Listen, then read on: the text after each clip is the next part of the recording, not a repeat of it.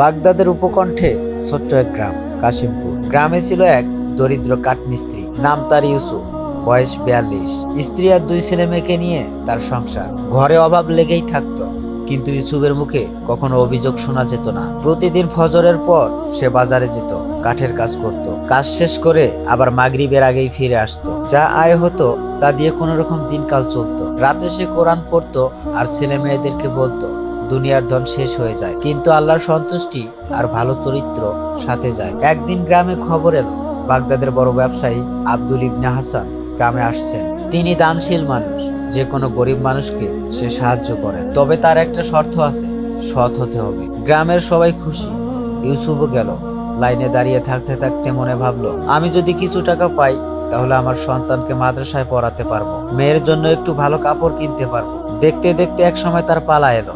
আব্দুল্লাহ বলল, তুমি কি করো? ইউসুফ বলল, কাঠের কাজ করি, হালাল রিজিক কামাই, কখনো মিথ্যা বলি না। আব্দুল্লাহ হাসলেন, ইউসুফের হাতে একটি তেলের বাতি দিয়ে বললেন, এই বাতি রাখো।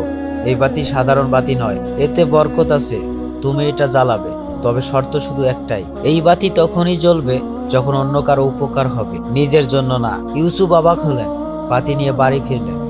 স্ত্রী জিজ্ঞেস করলেন, এটা দিয়ে কি হবে? বেচে দাও, কিছু টাকা পাবে। ইউসুফ বলল, না, এটা আমার আমানত। সেই রাতে গ্রামে ঝড় এলো, বিদ্যুৎ নেই, অন্ধকার। পাশের বাড়ির বৃদ্ধা আমিনা অসুস্থ। তার নাতি দৌড়ে এলো, বলল, চাচা, দাদি অসুস্থ, ওষুধ খাওয়াতে হবে। ঘর অন্ধকার। ইউসুফের মনে পড়ল আব্দুল্লাহর কথা, অন্যের উপকারে জ্বালাবে। সে বাতিটা জ্বালালো।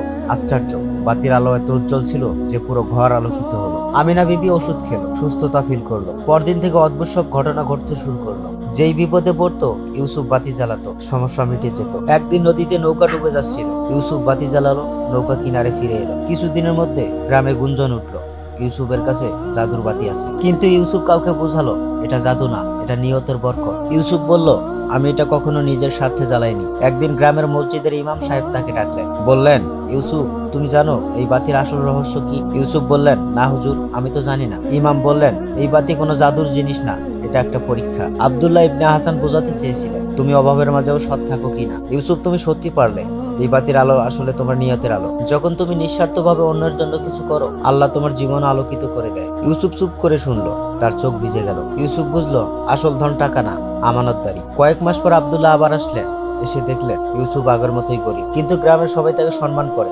তিনি বললেন, ইউসুফ, তুমি পরীক্ষায় পাশ করেছো, এখন বলো তুমি কি চাও? ইউসুফ বলল, আমার কিছু লাগবে না, আপনি শুধু আমার জন্য দোয়া করুন, আমি যেন মৃত্যুর আগ পর্যন্ত সৎ থাকতে পারি। আব্দুল্লাহ হাসলেন আর ইউসুফের ছেলের লেখাপড়ার খরচ বহন করলেন। গ্রামে ছোট্ট একটা মাদ্রাসা বানিয়ে দিলেন, যেন গ্রামের বাচ্চারা ইসলামের আলোয় আলোকিত হতে পারে। শিক্ষা, হালাল রিজিকের সততা দুনিয়া ও আখিরাত দুটোতেই বরকত আনে। ভিডিওটি শেষ পর্যন্ত দেখার জন্য ধন্যবাদ। তো বন্ধুরা, এই ইসলামিক মোটিভেশনাল ভিডিওটি যদি আপনার মনে একটু ভালো লেগে থাকে তাহলে এই ভিডিওটিতে একটি লাইক, একটি কমেন্ট আর নেক্সট ভিডিও পাওয়ার জন্য তাকবীর মোটিভেশনাল চ্যানেলটি সাবস্ক্রাইব করে পাশেই থাকবেন। তো নেক্সট ভিডিও আসা পর্যন্ত সবাই ভালো থাকবেন, সুস্থ থাকবেন। আল্লাহ হাফেজ।